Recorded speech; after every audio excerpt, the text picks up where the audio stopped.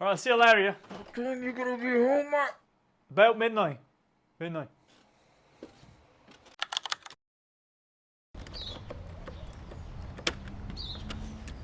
Oh, fuck. Oh, shit. Going out with good intentions that you'll be good, but unfortunately arriving home in a terrible situation. Well, in this episode, in this video, I'm going to give you 5 strategies that's going to help you have a better game plan for when you go out. In the first section, we'll look at mindset myths that you might be having. For example, do you always believe that you need to have a drink in your hand or a drink in front of you?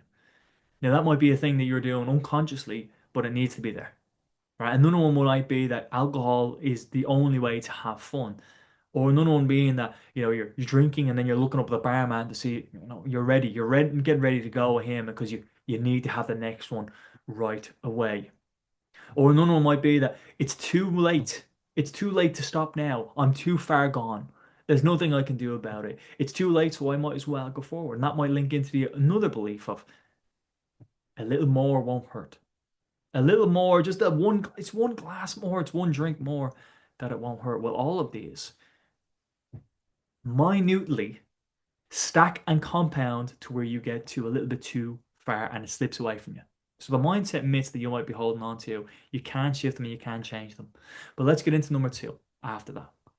Number two, but strategy number one is to set a time and meaning. How often have you said, yeah, yeah, midnight, and then not come home at that time? Well, we need to have other guardrails in place. If you went to see a therapist or even a coach and you said, Friday night, I'm going out this week and I'm going to be home at 10, that adds such a layer of complexity to your accountability. You've got people to rely upon. And everyone says, oh, well, I've got a family. Well, I've got kids.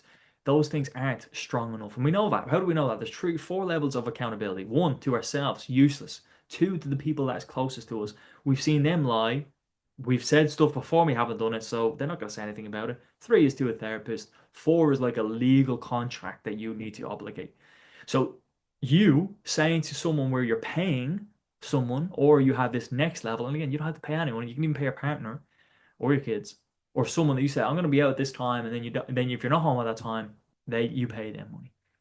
So there's a little bit of an extra layer of accountability. Plus, also added onto the time, you say to a friend that you trust.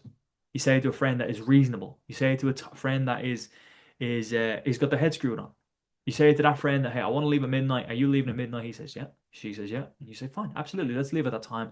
And you both agree to leave at that time. That's another layer of accountability while you're there. So you've got three stops. One, you've got one with yourself. Two, you've got accountability of someone else. Three, you've also got while you're in there, you're going to be leaving with someone. Last on that little accountability step is that you pre-book a taxi, you pre-book a meeting with your partner, you pre-book someone to collect you, or if you're just getting the bus or whatever, that's fine too.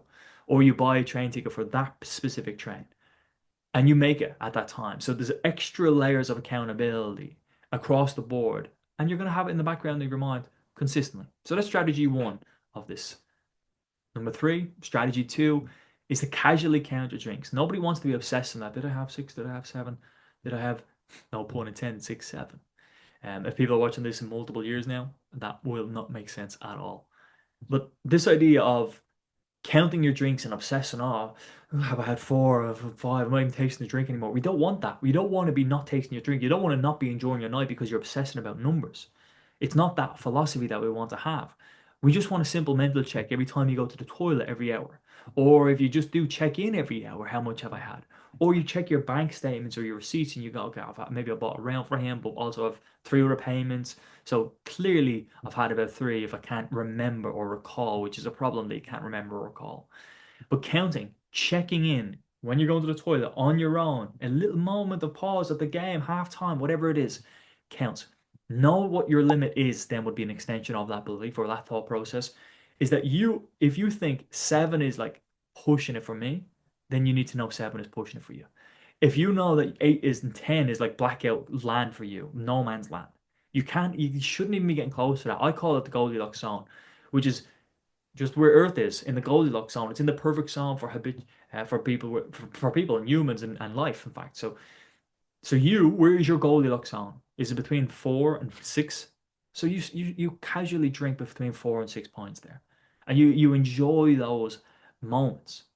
That is where you want to be counting. That's where you want to be enjoying it, not to where you're getting blacked out. Number four, strategy three is this element of slowing down. Have you considered it? Have you unconsciously got this need to get the next drink or catch up with the lads? Well, slow down. Have you ever even thought about the idea of having a glass of water? Sounds crazy, sounds ludicrous, but it actually would help you immensely. If you did just for a moment get a glass of water or switch to a zero zero or switch to a soda, it will save you in that long term being 2 hours, 3 hours of that night. So while you might be slated, you might be judged, you might be laughed at, a water, who cares? This is not a social environment that you want to be feeling pressured by. This is a place where you want to go to enjoy yourself. Imagine at a work party, imagine at a friend group, and you're drinking water. Of course, you're going to get slated, but you say, bring it on. You say bring it on. I'm gonna have water, and I'll see. I'll give you a walking contest later. See if you can tap your toe, say the alphabet later, and then you start laughing at him for that person can't being able to say the alphabet. All right, play it back in their face in a couple of hours, in 2 hours time when they're absolutely plastered, if that's what is happening to you. It, slowing down, drink of water, zero zero, switch to a soda, 5 minutes, 10 minutes, reset button, slow down. Perfect. What an idea. Just you actually have to do it. It's a lovely idea for you to do. Number five, and strategy four, don't fall into the trap of comparison. You might listen to a table over there and they're laughing, they're joking, they're having a crack, they're having a banter, and you unconsciously say to yourself, well, fuck, they're having a great night. I need to drink more. There's a problem. You've just fallen into a trap of, I need more to catch up. I need more to get better. I need more to have fun. You need to not compare yourself onto that table. That table might be out of their mind. They might be laughing at the most mediocre joke. Why don't you make this table, this atmosphere, this Goldilocks zone? Create a positive atmosphere. Good things will happen. Is a sticky note I've had on my wall for multiple years. Create a positive atmosphere. Good things will happen. You create where you are, the place that you want it to be. You don't need drink to make it that place. Drink's only going to slow and lesser. You're not going to remember the conversations. You're not going to remember the chats. You're not going to remember what he, she say. You said. You're just going to effed up and you're going to regret going home spending hundreds, food all over your clothes. You're going to go home have arguments because you're not clued in any way, shape, or form. You didn't prepare yourself in any way, shape, or form. You didn't have any strategy. You've just went and you've just blared it out of the park. A bonus point on this section, putting that to the side now, is two things. One, pre-game ritual. Every team has a pre-game ritual. There's a tactical plan about the night. Every team has a tactical plan about the game they're going into. They also have a pre-game routine, ritual, meaning that right before the game, not only a couple of days earlier have they planned about the game on the weekend, they've also then got this strategy of that when it's game time, this is what we're going to do. And if you don't have something along the lines, if you're just rolling from work right into drinking, you're probably not going to do very well. You haven't had a moment to have a breath. You haven't had a moment to consciously create this plan for yourself. You haven't had a moment to write down what you want to have happen. You're just going in all guns blazing, and it's the wrong strategy. The right strategy will be that what time am I leaving at? How much am I drinking? Who am I going with? What do they tend to be like? What am I doing tomorrow? Am I doing anything? If you don't have anything planned, it's going to be a red flag. That'd be the extra little bonus point of this. Tomorrow, create something for yourself. Tomorrow, create a reason to get up in the morning. Don't just go to your kid's football game and not be present, be absolutely hungover out of your mind. Actually try to be present in the game. I believe raw Wi-Fi signals going a little bit woo-woo. When someone walks on stage, you can hear them be like, you can see if they're real confident. If someone goes on stage and they're shy or nervous, you can see it from a mile away. When you're on the sidelines of that pitch of that game or in that relationship or here or there, there's an energy you're emitting. And are you absolutely out of your mind hungover or are you there present, confident, standing strong and enjoyed last night and then also enjoying the next morning? I hope you've enjoyed this episode. If you're struggling with alcohol, there is help. There is so much help. You might not be an alcoholic, but you're struggling on nights out. Strategies, game plan, and talking about them with accountability matters. If you're looking for help, you can click the school community that I've just created down below. It's usually for cocaine addicts, but there will be an alcohol section, or alcoholic.